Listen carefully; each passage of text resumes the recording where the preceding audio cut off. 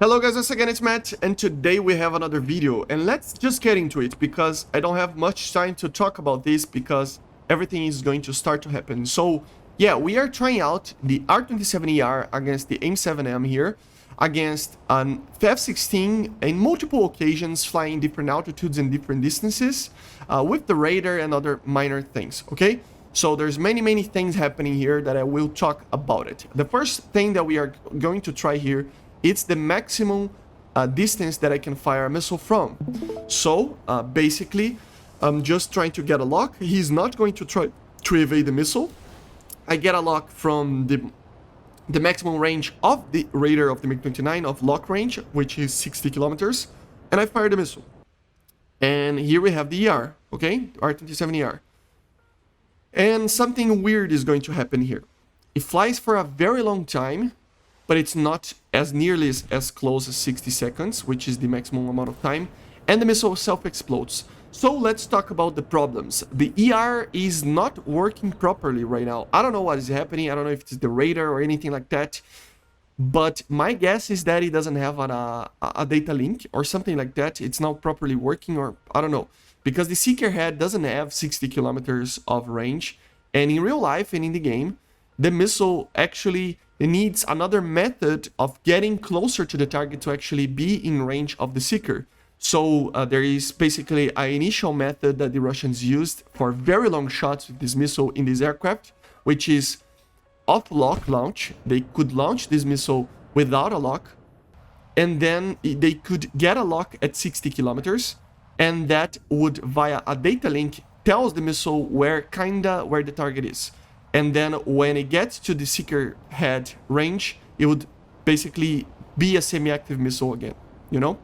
So that's probably what is happening right now. I tried multiple times shooting at the maximum range, 60 kilometers, 58, 59 kilometers, and the missile just doesn't do anything. As you see, it's going to burn for a long time, and then after a while, it will just self-explode. You just cannot fire beyond 50 kilometers, which is just odd. I don't know if it's something with the radar or anything like that, but I don't know, it's just not working properly. This missile has, in real life, a maximum range of around 100 kilometers, 93 I think it is, or maybe a little bit more depending on the situation, right?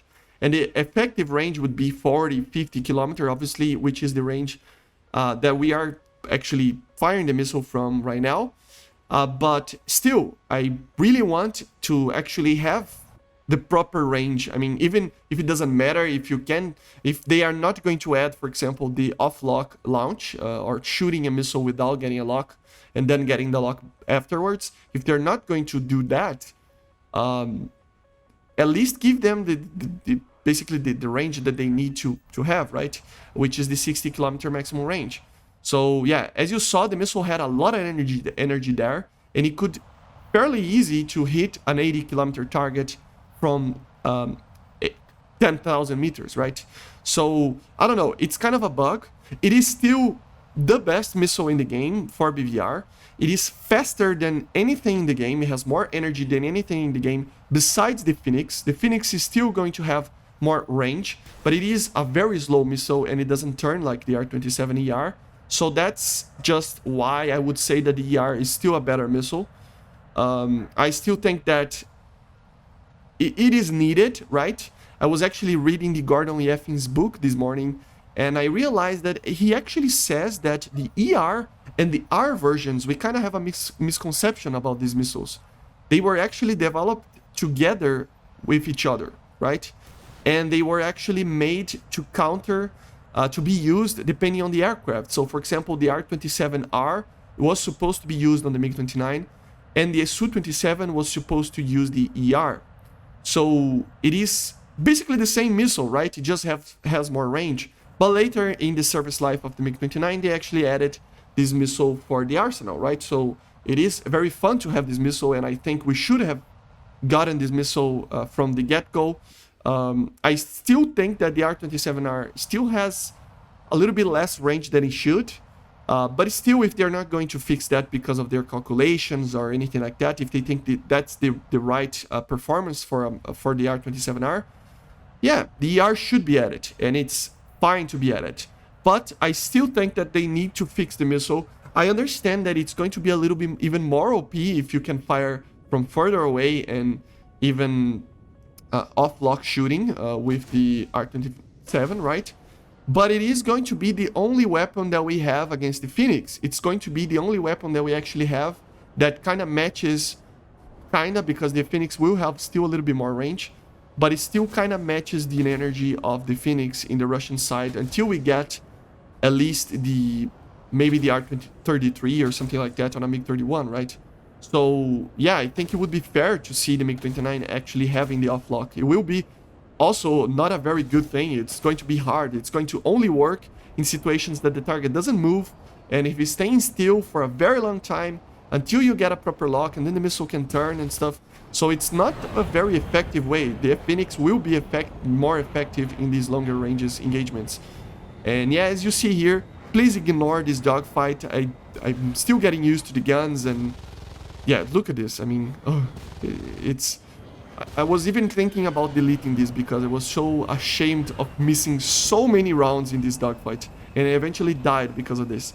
But yeah, anyway, talking about the R-27ER, it is the best missile in the game. As I said, I still think it turns better than anything else, and in BVR, you know, and it has an acceleration that it's none.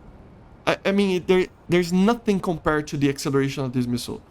It has literally more power than the RD-33, the MiG-29's engine. It has more power than that engine with a 350 kilogram weight for 2 seconds. It is... The acceleration is fast, man.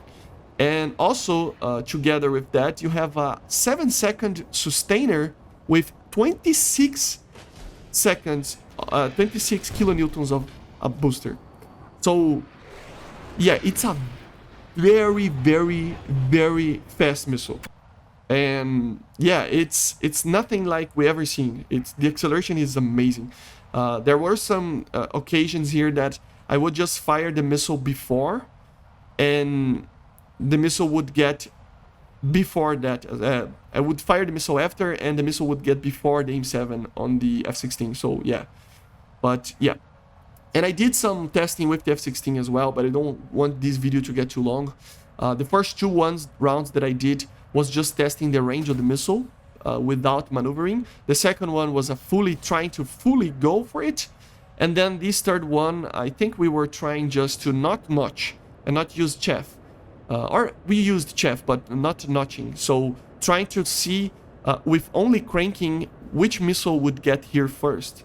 The thing is, the radar on the MiG-29, even though it's kind of a difficult radar to use right now, it is still outranges the F-16 for about like almost 2 times.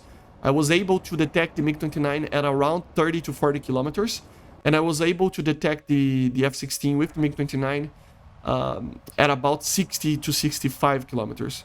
So in a BVR condition, the MiG-29 will have a very large advantage. But it doesn't mean that the F-16 is not dangerous. It's still very, very much a dangerous aircraft. And as you see, I fired first here. He's already dead. It doesn't matter what he tries to do. He tried to fire a missile way too late here. And it burned until it hit the target for a 12-kilometer shot. So you see how much energy that missile has burning. It's completely mad, man. And even there is a little thing to consider even. For some sources, even DCS and some other books, that says that the ER should have even an 11-second burn time, which would be even better. It would be like 2 to 3 seconds more than he has right now of burn time. Maybe with less power, but that would increase a little bit of the effective range of the aircraft, right? So I don't know.